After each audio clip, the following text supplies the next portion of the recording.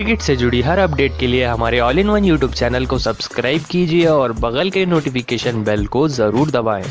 दोस्तों अगर आप भी शार्दुल ठाकुर को एक बेहतरीन खिलाड़ी मानते हैं तो इस वीडियो को दिल से लाइक एक बार जरूर करते हुए जाएं। दोस्तों भारत बनाम दक्षिण अफ्रीका का पहले टेस्ट मुकाबले का तीसरा दिन भी समाप्त हो चुका है। तो आइए आप सभी को बता दें इस तूफानी मुकाबले की पूरी हाईलाइट। दोस्तों आप सभी को बता दें इस दूसरे टेस्ट मुकाबले का आज तीसरा दिन था और शुरुआती 2 दिनों की अगर हम बात करें तो शुरुआती 2 दिनों में काफी ज्यादा हंगामा हुआ। दोस्तों पहली इनिंग में भारतीय टीम ने 202 रन लगाए, भारतीय टीम ऑल आउट हो गई। तो उसके बाद साउथ अफ्रीका की टीम 229 रन पर अपनी पहली इनिंग में ऑल आउट हो गई। ऐसे में दूसरी इनिंग में भारतीय टीम ने 85 रन लगा दिए थे और 2 विकेट गिर चुके थे भारतीय टीम के। अब तीसरे दिन साउथ अफ्रीका की टीम वापस से गेंदबाजी करने आई और भारतीय टीम की तरफ से चेतेश्वर पुजारा व अजिंक्य रहाणे वापस से मैदान पर बल्लेबाजी करने आए। ऐसे में दोस्तों सभी को बता दें इन दोनों ही बल्लेबाजों ने मिलकर भारतीय टीम के स्कोर कार्ड को तेजी से आगे बढ़ाया, जहां भारतीय टीम को बड़ी लीड देनी थी साउथ अफ्रीका को, जिसके चलते इन दोनों ही बल्लेबाजों ने बेहतरीन बल्लेबाजी की। ऐसे में आइए सबसे पहले हम चेतेश्वर पुजारा और अजिंक्य रहाणे की तूफानी बल्लेबाजी के बारे में बात कर लेते हैं। दोस्तों इस मुकाबले में अजिंक्य रहाणे ने तूफानी अर्धशतक ठोका था, लेकिन कागिसो रबाडा की इस शॉर्ट गेंद को पढ़ नहीं पाए। बल्ले का हल्का सा एज लेकर गेंद गई पीछे खड़े विकेट कीपर के दस्तानों में और अजिंक्य रहाणे अर्धशतक बनाकर 58 रन बनाकर आउट हो गए। तो उनके बाद चेतेश्वर पुजारा भी अर्धशतक ठोककर बेहतरीन पारी खेल रहे थे 53 रन बनाकर,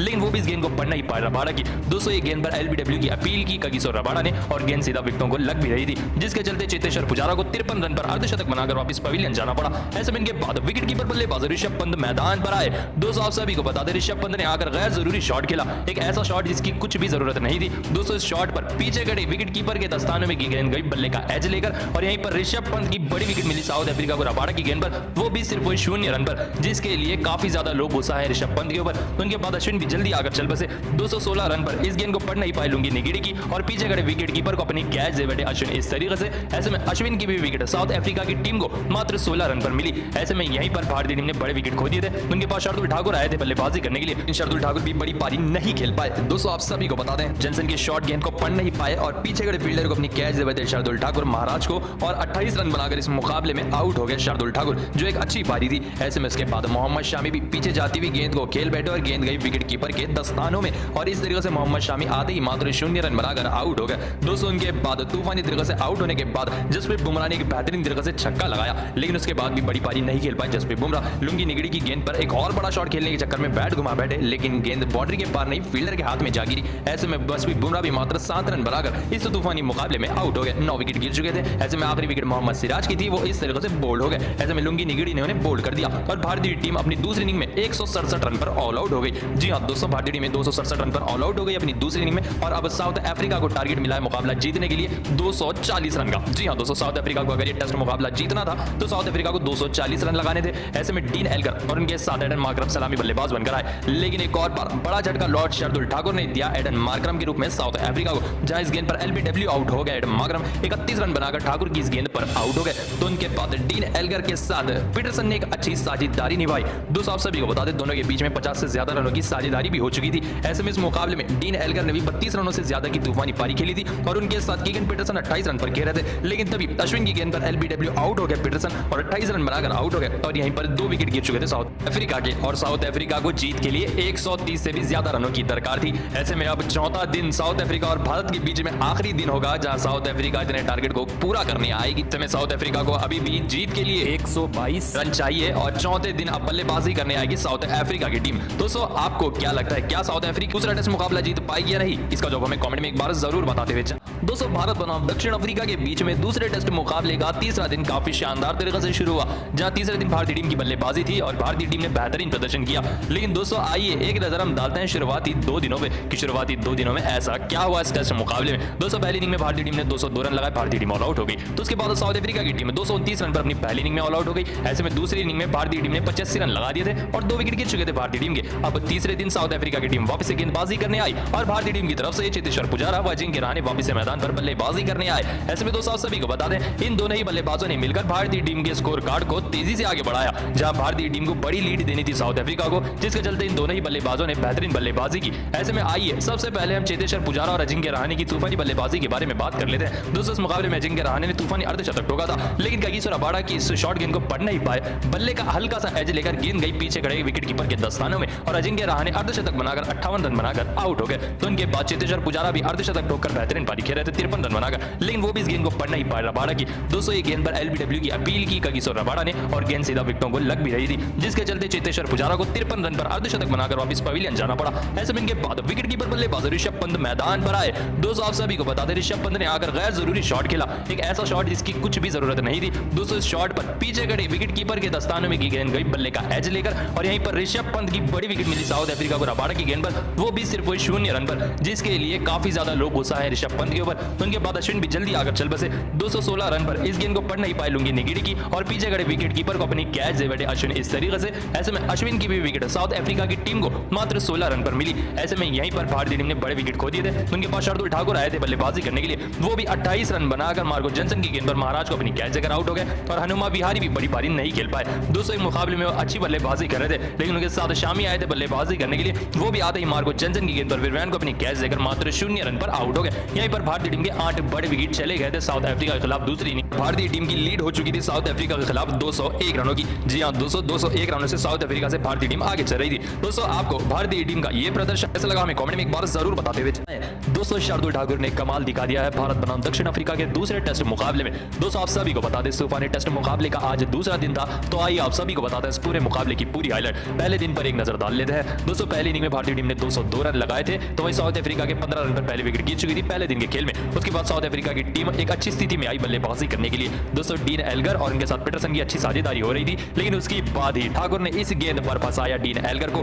पद के हाथों पीछे डीन एल्गर को आउट करा दिया शार्दुल ठाकुर ने एच देकर। ऐसे में कप्तान साउथ अफ्रीका के 28 रन बनाकर ठाकुर की गेंद पर पंत को अपना कैच दे बैठे। तो उनके बाद पीटरसन ने अर्धशतक लगाया। इन्होंने भी 62 रनों की पारी खेली थी, लेकिन वो भी ठाकुर की इस गेंद को पढ़ नहीं पाए। एच लेकर बगल में खड़े फील्डर को अपनी कैच दे बैठे मयंक अग्रवाल को और किगैन पीटरसन भी 62 रन बनाकर एक बेहतरीन पारी खेलकर आउट हो गए। तो उनके बाद बड़ी विकेट मिली। दोस्तों आप सभी को बता दें उनके बाद वेंडरडूसन को मात्र 1 रन पर तूफानी तरीके से ठाकुर ने एलबीडब्ल्यू आउट करा दिया। ऐसे में दोस्तों सभी को बता दें वो 1 रन बनाकर आउट हो गए। तो उनके बाद तैम्बू बुआमा जो कि सीरीज के बेहतरीन बल्लेबाज बनते जा रहे हैं, इन्होंने भी इस मुकाबले में 51 रनों की तूफानी पारी खेली, लेकिन जब ठाकुर ने उन्हें घूमती हुई गेंद डाली तो वो भी फंस गए। दोस्तों इस गेंद पर एच देकर पीछे खड़े ऋषभ पंत को अपनी कैच दे बैठे, जिसके चलते तैम्बू बुआमा भी मात्र 51 रन बनाकर इस मुकाबले में आउट हो गए। इनकी भी पारी बेहतरीन थी, इतनी बेहतरीन कंडीशंस में बेहतरीन बल्लेबाजी की। ऐसे में उनके बाद विकेटों का पतन जारी रहा। विरवैन जो कि विकेट कीपर थे नए बल्लेबाज से साउथ अफ्रीका के, तो उनको मात्र 21 रन पर एलबीडब्ल्यू आउट करा दिया ठाकुर ने। इनका यह पहला मैच था भारत के खिलाफ। ऐसे में उनके बाद मार्को जॉनसन भी 21 रनों की पारी खेल ठाकुर को बड़ा शॉट लगाने की कोशिश कर रहे थे और शार्दुल ठाकुर ने उन्हें फंसा दिया।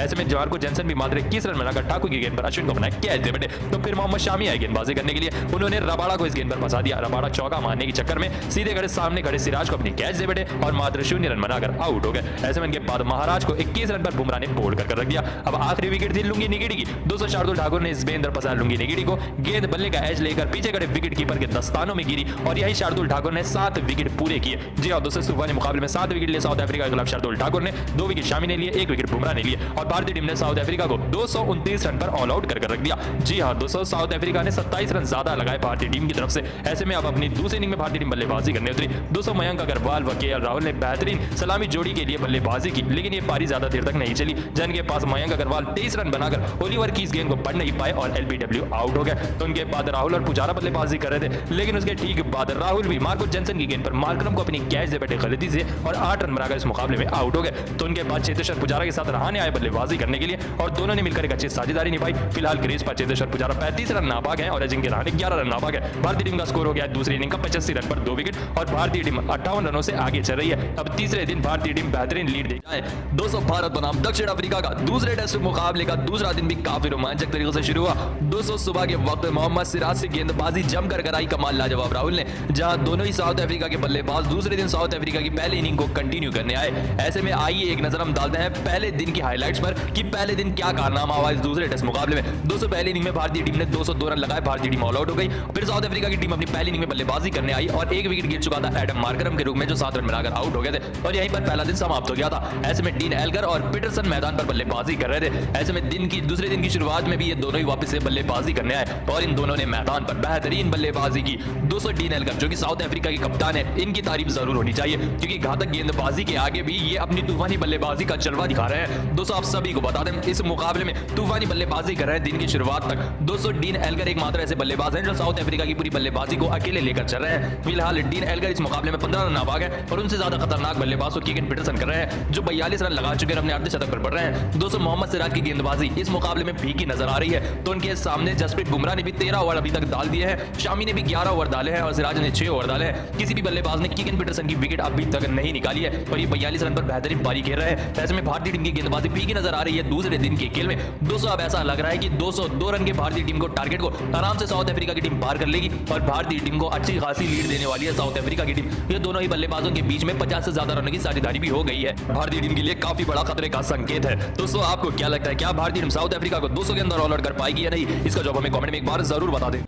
दोस्तों साउथ अफ्रीका बनाम भारत के बीच में दूसरा टेस्ट मुकाबला हो चुका है शुरू, तो आइए आप सभी को बताते हैं इस तूफानी मुकाबले की पूरी हाईलाइट। दोस्तों इंजरी की वजह से विराट कोहली बाहर थे, तो केएल राहुल ने कप्तानी की कमान संभाली। ऐसे में जोहान्सबर्ग के मैदान पर टॉस जीता डीन एल्गर ने और पहले गेंदबाजी करने का फैसला किया और कमाल लाजवाब राहुल और मयंक अग्रवाल भारतीय टीम की सलामी बल्लेबाजी करने आए, लेकिन पहला झटका मयंक अग्रवाल के रूप में लगा भारतीय टीम को। इस तरीके से वो जैनसन की गेंद पर पीछे खड़े विलियन को अपनी कैच दे बैठे और 26 रन बनाकर इस मुकाबले में आउट हो गए। यहाँ भारतीय टीम को पहला झटका लगा था 36 रन पर। ऐसे में उसके बाद कमाल लाजवाब राहुल अच्छी बल्लेबाजी कर रहे थे, लेकिन उसके बाद ही ओलिवर की इस तूफानी गेंद को चेतेश्वर पुजारा पढ़ नहीं पाए। बाउंसर गेंद पर बल्ले का एज लेकर गेंद गई सामने खड़े फील्डर के हाथ में। ऐसे में दोस्तों आप सभी को बता दें यहीं पर चेतेश्वर पुजारा भी 3 रन बनाकर ओलिवर की गेंद पर बहुमा को अपना कैच देकर आउट हो गए। तो उनके बाद जिनके रहाने आए थे बल्लेबाजी करने के लिए, लेकिन इनको भी शॉर्ट गेंद पर साउथ अफ्रीका की तूफानी गेंदबाज ने फंसाया और ये भी टच करने के चक्कर में गेंद को सामने खड़े फील्डर के हाथ में दे बैठे। आते ही अजिंक्य रहाणे भी रवाना हो गए पिच से, मात्र 0 रन बनाकर ओलिवर की गेंद पर पीटरसन को अपनी कैच दे बैठे और 49 रन पर 3 बड़े विकेट गिर गए भारतीय टीम के।